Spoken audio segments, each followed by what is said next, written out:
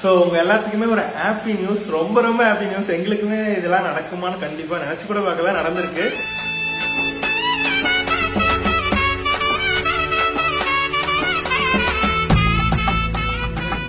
அக்கா நீலவேணி அக்கா, காலங்காத்தால அங்க என்ன தோட்டத்துல வேலை? நாய் சல்ல தாங்க முடியல. நாய் வந்து உள்ள படுத்து செடி எல்லாம் நாஸ்தி பண்ணி பாருங்க, உடச்சு பிடிச்சு நெட்டு வச்ச மாதிரி. எல்லா ஊர்லயும் வந்து ஆடு மாடு தான் வந்து செடியை சாப்பிடும்பாங்க. இங்க எங்க ஊர்ல மட்டும் வித்தியாசமா நாய் வந்து உடைச்சுட்டு போயிருது. உடச்சுட்டு எல்லாம் கூலிங்க படுக்கிறதுக்கு வந்து இது உள்ள வந்து படுத்துட்டு எல்லாம் உடச்சுட்டு போயிரு. லைனா இங்க 3 நாய் படுத்திருக்கோம். தான் நாய் படுத்திருக்கோம். அதான் செடி வச்சாச்சு. அது என்ன ஒரு செடி வருது கொடியா. சரி வரட்டும். போய் இந்த சமையல சில மணி 8 ஆயிடுச்சு. போயிட்டு சமைப்போம். வணக்கம். நான் கூட ஆரம்பிக்கிறேன், நீ இது பண்ற. எல்லாருக்கும் வணக்கம் வணக்கம். இன்னைக்கு வந்து நம்ம வீடியோல வந்து என்ன பார்க்க போறோம்னா, என்ன பார்க்க போறோம்? 2 பாத்திரம் கழுவிட்டு இருக்கிறேன், அதான் பார்க்க போறோம். சமையல் என்ன பார்க்க போறாங்க? சமையல் செய்யறது என்ன செய்யறது ஒரே முட்டுவே தெரியாது. காலையில எந்திரிச்சோன்னே எங்க அம்மாக்கும் சரி எனக்கும் சரி இதான் இது, என்ன குழம்புலாம் வைக்கலாம், என்ன குழம்புலாம் வைக்கலாம், என்ன குழம்புதான் வைக்கலாம், என்ன குழம்புதான் வைக்கலாம்னு மாத்தி மாத்தி 2 பேர் இதான் பேசிட்டு இருப்போம். ஆமா, இன்னும் நாங்க வந்து என்ன குழம்பு வைக்கிறது முடிவு பண்ணவே கிடையாது. கடைசி அம்மா என்ன சொல்லணும்னா, போய் ஃப்ரிட்ஜை திறந்து பார்ப்போம், என்ன காய் இருக்கோ அந்த காயை வச்சு செய்வோம். அவ்வளவுதான், என்ன பண்றது, எதையோ செய்யதான் ஆகணும். டெடிகேட்டடா செய்யணுமா, யூடியூபுக்குன்னு நம்மள பாக்குறதுக்கு அவ்வளவு பேர் இருக்காங்க. அவங்களுக்காக நம்ம எல்லாரும் செஞ்சு கொடுக்கணும். என்ன முடிவு பண்ணி வச்சா குழம்புக்கு? நீ தான் முடிவு பண்ணணும், நீ தான் செய்ய போற. ஏமா பருப்பு பருப்பு பருப்புன்னு ஏமா எல்லாத்தையும் இப்படி கொலை பண்ற? பருப்பு வேணா வேற ஏதாவது பருப்பு வச்சு வேற ஏதாவது. ஏன்னா வெள்ளிக்கிழமைனால எப்படி மேக்சிமம் எல்லாம் பருப்பு வச்சு பருப்பு குழம்பு தான் செய்வாங்க. சோ அவங்க வீட்டுல இருக்கிறவங்களை நம்ம காப்பாத்துறதுக்கோசரமே வந்து பருப்பு வச்சு வேற மாதிரி ஏதோ குழம்பு செய்வோம்.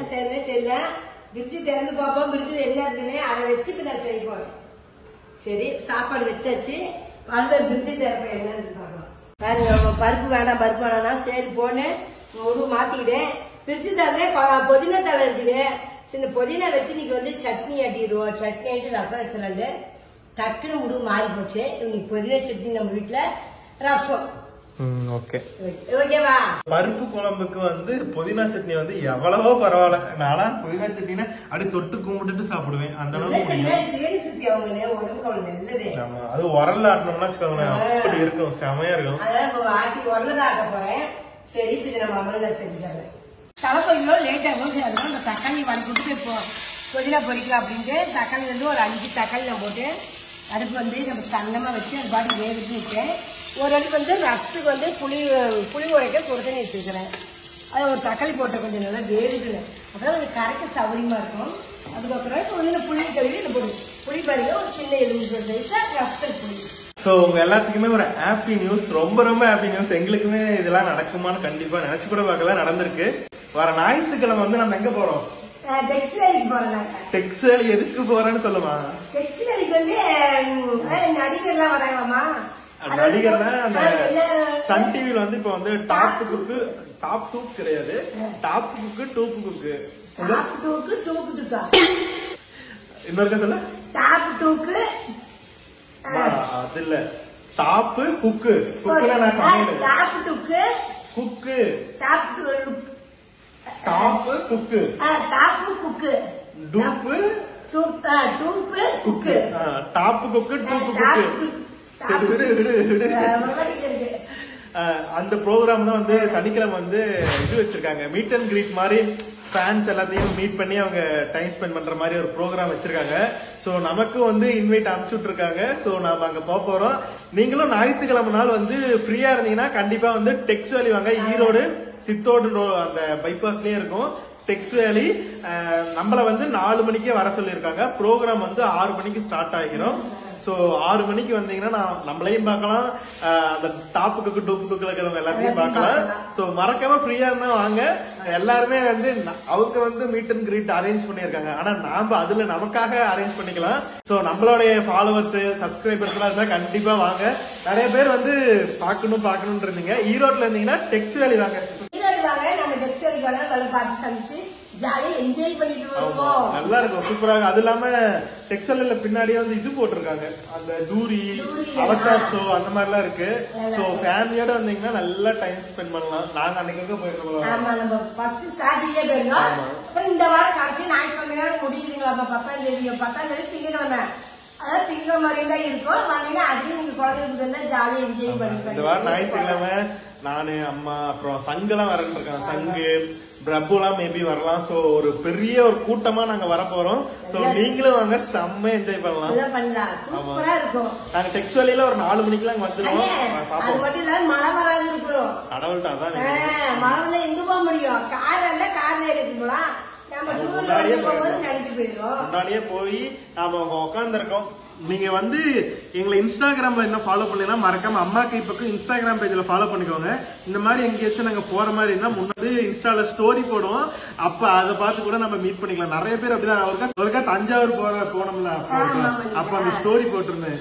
அந்த ஸ்டோரி பார்த்துட்டு 4-5 பேர் வந்து நம்மள பார்த்து பேசிட்டு போனாங்க.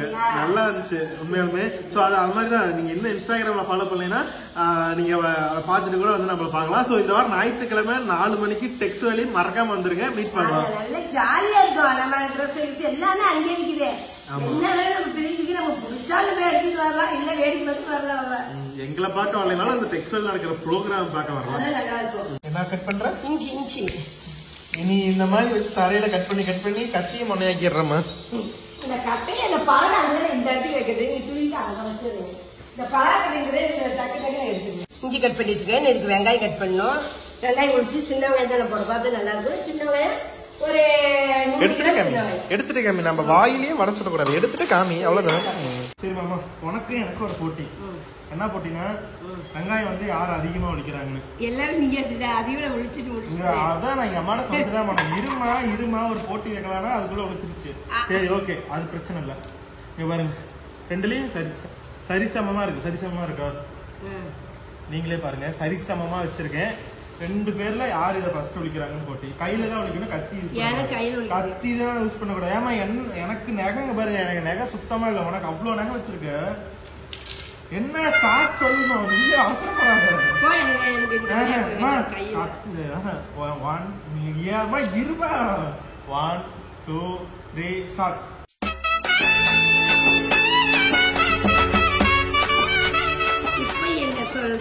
இப்ப என்ன சொல்ற?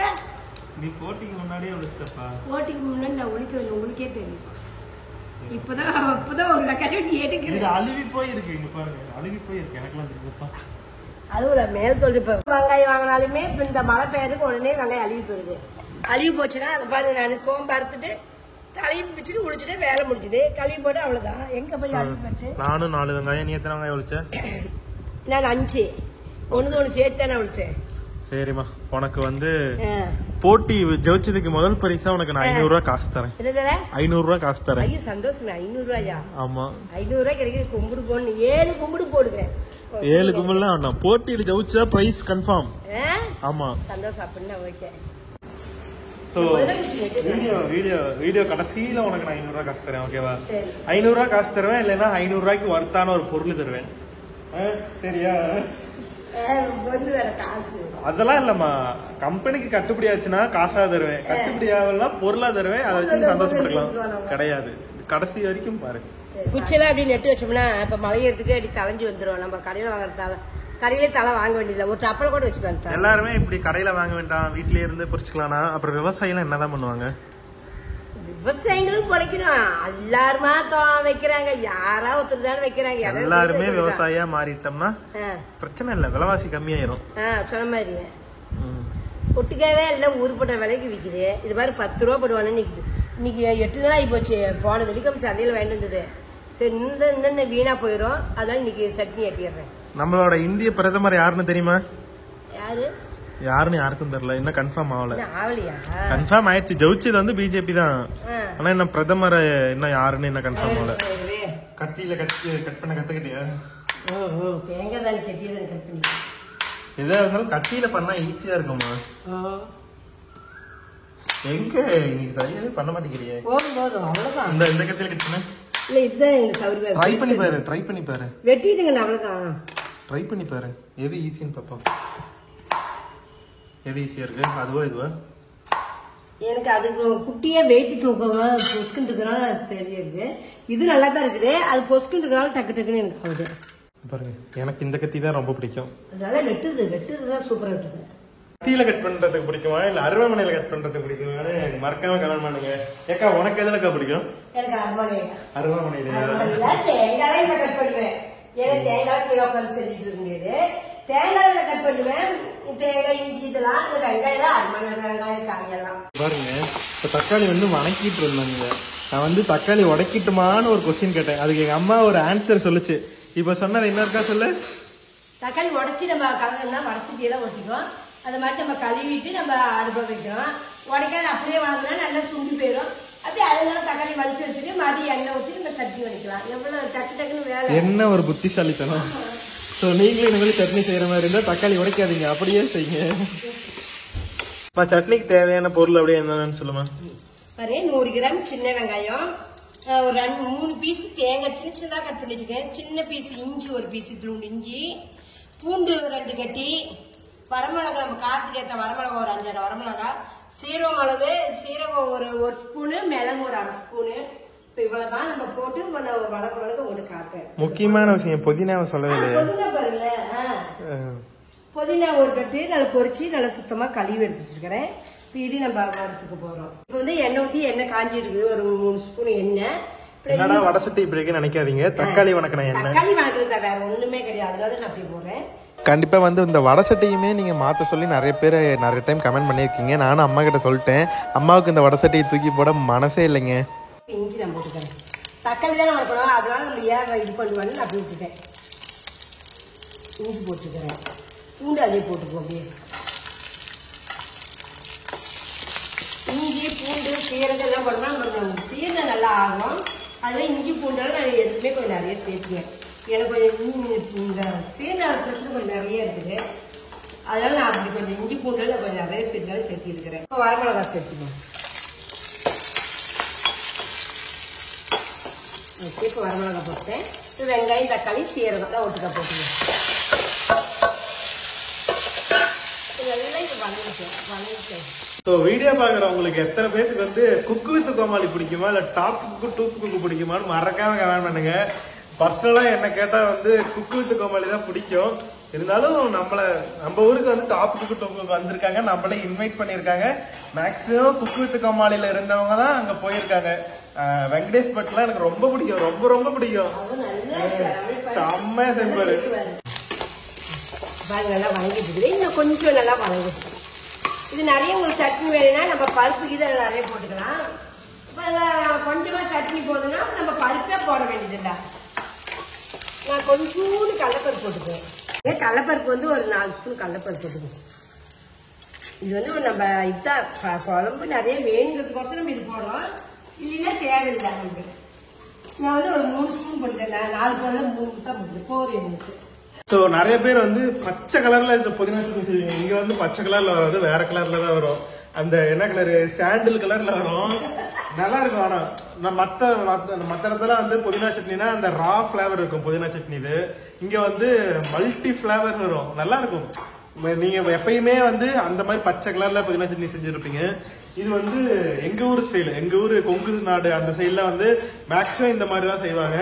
சோ இந்த மாதிரி ட்ரை பண்ணி பாருங்க. எனக்கு பேச பேச அப்படியே நாக்கு ஊறுது, அந்த அளவுக்கு செம்மையா இருக்கும். சோ இந்த மாதிரி ட்ரை பண்ணி பாருங்க, செம்மையா இருக்கும். அப்படியே போட்டு நம்ம செஞ்சோம்னா பச்சை கலரா வரும். இல்ல தக்காளி எல்லாம் போடவே மாட்டாங்க அவங்க. அதான் தக்காளி நம்ம புளி மட்டும் கொஞ்சம் போட்டு அரைச்சிக்கிறோம். ஆமா, நானும் இப்படியாதான் எப்பயுமே செய்வேன். நான் இப்படி செஞ்சது எங்களுக்கு பிடிக்கும். ஒவ்வொருத்தரும் மாதிரி இல்லை, அதனால இப்ப கருவேப்பிலை தலை கொஞ்சம் போட்டுக்கலாம். பாருங்க, கருவேப்பிலை கொஞ்சம், இந்த புதினா தலை அலசி வச்ச புதினா தலை, அவ்வளவுதான். இது போல நம்ம உரவை ஆட்டிட்டாங்க, உரலாம் மிக்ஸி கட்டிக்காங்க. உரல அடி திண்டு பாருங்க, ஒரு நாளைக்கு எப்படி இருக்குன்னு சொல்லுவீங்க, செமையா இருக்கும். நமக்கு கெட்டே போகாது, பொழுதானாலுமே நமக்கு புளிச்சே போகாது, நல்லா இருக்கும். நம்ம மிக்ஸி எல்லாம் புளிச்சு போயிடும், இது புளிச்சு போகாது. பாருங்க, ஒரு கொட்டை புளி போட்டுக்கலாம், இதையே போட்டு அடிவு பண்ணி நம்ம வாட்டுறது தான். எடுத்து வச்சுருந்தேன், சரி அது கூட இதை போட்டேன். இல்லைன்னா ஆட்டம் போதே எடுத்து போட்டுருவேன். ஃபர்ஸ்ட் புளி ஊறக்கிறது சட்னி கொஞ்சம் எடுத்து வச்சேன், அதனால அதையும் நான் எடுத்துக்கிட்டேன். பாருங்க நல்லா வணங்கிடுச்சு. இப்போ இதை எடுத்து போட்டுக்கிறேன். இதை ஆற விட்டு நம்ம போய் அரைச்சிட்டு வந்துடும். உப்பு போட்டு அரைச்சிட்டு வந்துடுவோம். ஆட்டிட்டு வந்துடும். பாருங்க தேவையான உப்பு. கடைசியாக உப்பு போடணுமா? அவ்வளோதான். கண்ணு அப்படியே அங்கே ஃபேன் போட்டு அப்படி கொஞ்சம் ஆற வைக்கணும். ஓகே. எல்லாத்தையும் கொஞ்சம் ஆற்றுவேன். அதோட ரசத்துக்கு புளி கரைச்சிக்கிறேன். அது ஆறுறதுக்கு ரசத்து நான் கரைச்சி ரசம் தாளிச்சு விட்டுறேன். ரசம் தாளிச்சு விட்டு நம்ம போய் உரல ஆட்டிட்டு வைக்கிறேன். ஏன்னா வேலைக்கு போகணும். டைம் வச்சு நம்ம அம்மா செஞ்சு வேலைக்கு போட்டுருவோம். அம்மாட்ட வந்து குக்கிங் கத்துக்கிறீங்களா இல்லையோ, டைம் மேனேஜ்மெண்ட் எப்படின்னு கத்துக்கலாம். ஏன்னா இது ஆறதுக்குள்ள இது பண்ணிட்டாங்க, தக்காளி வணங்குறதுக்குள்ள புதினா பொரிச்சாச்சு. ஸோ இந்த மாதிரி ஒவ்வொரு வேலை முடியறதுக்குள்ள இன்னொரு வேலையை முடிச்சிடணும். நிறைய இருக்கணும். ரசம் தாளிச்சுட்டு சோத்தை எடுத்து ஆர்கஸ்ட்ரா கொட்டி வச்சுட்டா வேலை முடிஞ்சுது. அவ்வளவுதான். டைம் மேனேஜ்மெண்ட்டை கத்துக்கலாம் இந்த மாதிரி. என்னால ஏதாச்சும் சமைக்க போனா அது அந்த கடாயில வெந்து முடிகிற வரைக்கும் அங்கேயே தான் நின்றுட்டு இருப்பேன். ஆமா, போட்டு வைக்கலாம். ரசத்துக்கு எண்ணெய் ஊற்றிட்டேன். ஒரு ஸ்பூன் எண்ணெய் ஊற்றிருக்கிறேன். எண்ணெய் காய்ஞ்சிருக்கு. கருவேப்பிலை பருப்பு ஒரு அரை ஸ்பூனு. சமைக்கிறதுக்குள்ள பிரபு வேற போன் பண்ணிட்டான். எல்லாம் போன் பண்ணல. வேலைக்கு போவேனா, அவன் டியூட்டி நைட் டியூட்டி போயிட்டு வந்துட்டான். இப்போ வந்து இது வெந்தி ஒரு 1/4 ஸ்பூனு நல்லா பொரிக்கிட்டோம். இப்போ வரமிளகா, இந்த வரமிளகா போட்டுக்கிறேன். வரமிளகாயும் கருவேப்பிலை கொஞ்சோண்டு வந்து பெருங்காயம், பெருங்காயத்தூள் கொஞ்சம் எண்ணெயிலே போட்டுக்கலாம். ஒரு 1/4 ஸ்பூன் போதும். இப்போ வந்து நம்ம இது ரசத்துக்கு அரைச்சி ஊற்றிக்கலாம். உப்பு போட்டுக்கிறோம் ரசத்துக்கு. கொஞ்சம் நல்லா கரைச்சிட்டு புளிப்பெல்லாம் கரெக்டாக இருக்கான்னு பார்த்துக்கலாம். புளிப்பு இருந்ததுன்னா கொஞ்சம் தண்ணி ஊற்றிட்டு வாய் வச்சு பார்த்துட்டு நம்ம சீரகம் நுணுக்கி போட ரசம் ரெடி. நிறைய பேர் ரசம் தெரியல, ரசம் வைக்க தெரியல, ரசம் வைக்க தெரியலங்கிறாங்க. நம்ம சிம்பிள் ரசம் நம்ம ஈஸியான வேலை, கஷ்டமே கிடையாது. ரசம் வச்சு ஒரு அப்பளம் இருந்தா கடிச்சிட்டு சாப்பிட்டா கூட வேலை முடிஞ்சுது. அப்பளம் இல்ல, முட்டை பொரியல். புளிக்குது, தண்ணி தண்ணிக்கலாம், புளிப்பா இருக்குது. சீரகம் பாருங்க 2 ஸ்பூன் போட்டுக்கிறேன். இது போல கொஞ்சம் கருவேப்பிலை போட்டு நல்லா இடிச்சு விட்டு பூண்டு போட்டு தட்டி போடுவேன். பாருங்க, பூண்டு ஒரு கட்டி போட்டு சீரகம், மிளகு, கருவேப்பிலை எல்லாம் போட்டு இடிச்சு போட்டாச்சு. இப்ப நுரை வந்து உப்புன்னு வருது. நுரை விட்டு வந்ததுமே அடுப்புல அமைச்சுக்க வேண்டியதுதான். அமைக்க போறேன்.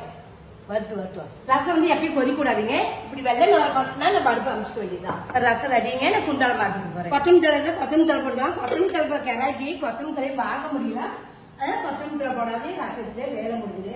இப்போ போய் சட்னி அரைச்சிட்டு வந்துடும். அம்மாவுக்கு டைம் ஆயிடுச்சு. அம்மா வரதுக்குள்ள இந்த உரல இருக்கிற தண்ணி எல்லாத்தையும் எடுத்துடலாம். மழை கண்டினியூஸா பெஞ்சுக்கிட்டே இருக்கிறதுனால தண்ணி நின்றுகிட்டே இருக்கு. ஸோ இப்போ மழையெல்லாம் வந்து கண்டினியூஸாக வந்துட்டே இருக்கிறதுனால உரலில் வந்து தண்ணி சேர்ந்துக்கிட்டே தான் இருக்கும். இந்த உரல் வந்து நாங்கள் டெய்லி யூஸ் பண்ணுறதுனால பிரச்சனை இல்லை.